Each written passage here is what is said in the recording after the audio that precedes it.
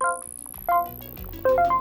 there, it's Reach, your fellow coworker here at the Interlink Corporation. News from upstairs, you have to like and share this video. It's a contractual obligation. And if you haven't joined our ranks yet, hit the subscribe button and become an employee of the Interlink Corporation today.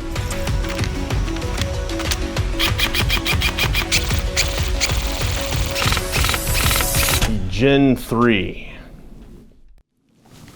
It's a line of M4 AEGs released by Lancer Tactical. Before we get started, I did want to quickly clarify what it looks like when I work with outside brand or video sponsors. To create fairly regular content for YouTube, I often do work with different companies that want to send me stuff to review and showcase on the channel. Lancer Tactical and NF Strike both being examples of that recently. It's important to say I never accept any kind of financial compensation for reviews. I've always felt that that would introduce some kind of conflict of interest with me presenting my opinion in a video.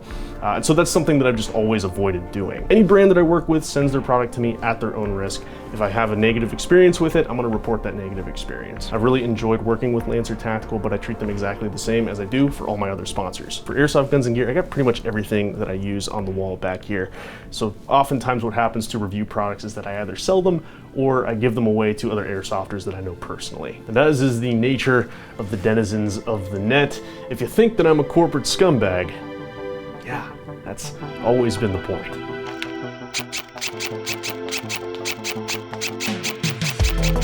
There's two big things that the Gen 3 brings to the table. The first thing is that there's many different variations of the Gen 3 line. On one end of the scale, they've got long barrel SPRs, and on the other end of the scale, they have short barrel PDW style M4s with intermediate rifles like this LT39 somewhere in the middle. They are all based around the same version 2 M4 gearbox. A pre-installed electronic trigger unit is going to give you some features that you would see typically in an aftermarket AEG. I'm starting to expect out of AEGs at this price point, which this one retails for about 250 bucks.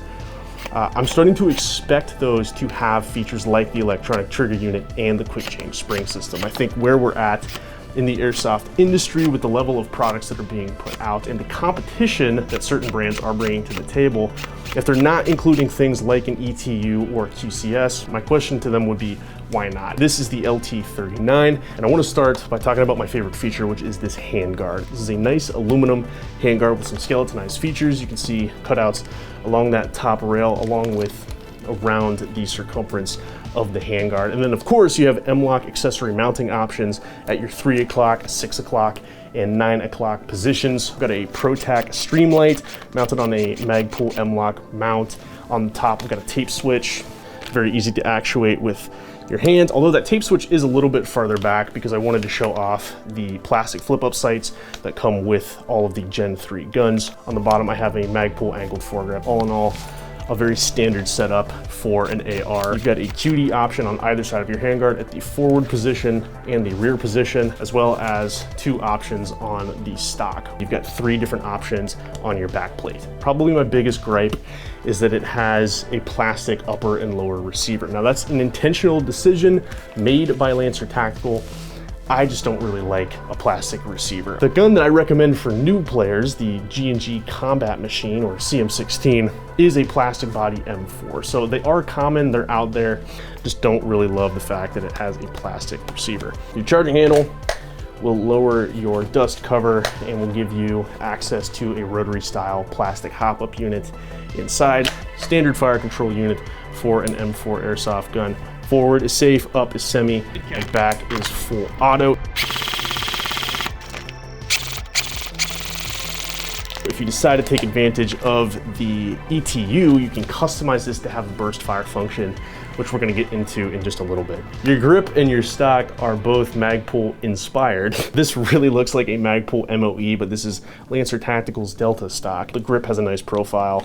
You get a 6-position stock. It's perfectly fine to use with a plate carrier, and you can adjust it to your desired length of pull. It's an M4. The one thing I do want to say is I really appreciate the fact that Lancer Tactical includes sights in the box. Any AEG that you buy should have an integrated sight system. That said, I really am not a huge fan of these sights. The plastic they're made of is very thin. I would not be surprised if these took some hard direct hits from BBs on the field that they would crack and break.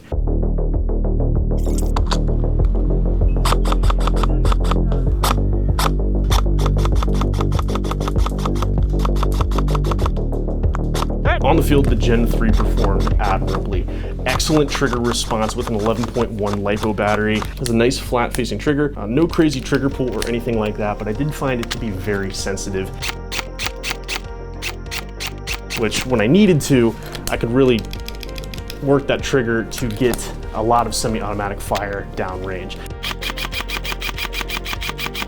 A 10-inch AR layout like this works very well during woodland engagements and also very well inside of an airsoft shoot house. Nothing to fault it on in regards to ergonomics and comfortability while you're using it. During closed field testing, I found that the max range of this gun was pretty standard, right around 125 to 150 feet with both .28 and .30 gram BBs. Very respectable ROF with an 11.1. I did have my hop-up unit fail on me once. I was unable to replicate the error, so I do think it was just kind of a one-off fluke. And I did put a little over 1,000 BBs through this thing. The full auto didn't repeat that issue. I think for whatever reason, something might have got stuck in there. I ran this with the same battery I used for all of my airsoft gun reviews, a Titan 11.1 wired to Dean's. The long section will go into the buffer tube, but then you've got this little dongle hanging off the end that is going to restrict where you're able to adjust your stock. It's not going to be fully adjustable if you're using a really large battery like this. Unfortunately, I cannot recommend Lancer Tactical LiPo batteries.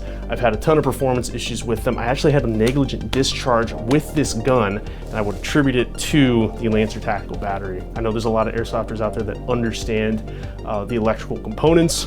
I am not one of those guys, but Lancer Tactical batteries, I've had bad experiences with them, so I cannot recommend those. Most notable thing about the Lancer Tactical Gen 3 is that it has the Zion Arms electronic trigger unit installed, and I'm going to show you how that works right now. So you do have to have your battery installed to adjust your ETU, so just make sure you're following the rules of gun safety. Drop your magazine, keep your barrel pointed in a safe direction, and when you're working on this thing, just make sure that your gun is clear and safe to work on and to pull the trigger with while you have it plugged in. The instructions are right here on this side of the screen.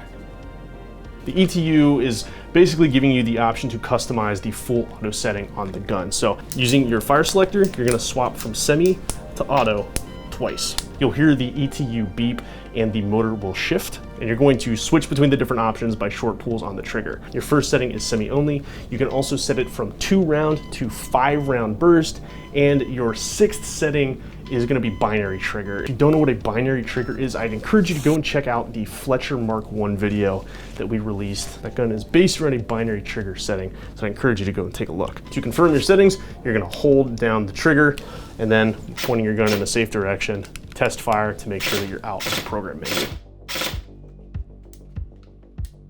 I think the Gen 3's biggest utility is convenience. If you don't want to install an electronic trigger unit yourself, the Gen 3 is an option that's there for you. Wired Deans if you need it. There's an included low velocity spring in there, so in the event of an emergency, you can reduce that spring and you're not wasting a day using a gun that's not yours. And if you're able to, you can start pelting people with 3-round burst. During the review process for the Gen 3, it was pointed out to me that there are other polymer body M4s at a lower cost that have similar features to this gun.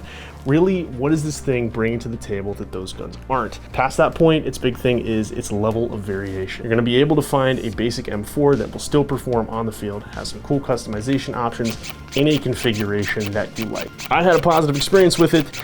It'll be a fantastic backup gun for me, and therefore, I'm pretty comfortable giving it a corporate approved. I know that not everybody's gonna agree with me on the Gen 3 or Lancer Tactical guns in general. I get it. The thing I like that they're doing is they're including competitive features in their base AEGs. And my thing is, if it works, it works. As far as I can tell, the Gen 3 is a perfectly competent AEG. The big thing that I want to say is thank you for hanging around to the end of the video and hearing my opinion on this thing. I hope that you understand where I'm coming from. And if you want to support the corporation, you can head on over to callsignreach.com and get yourself one of these Interlink stickers. Just had these made.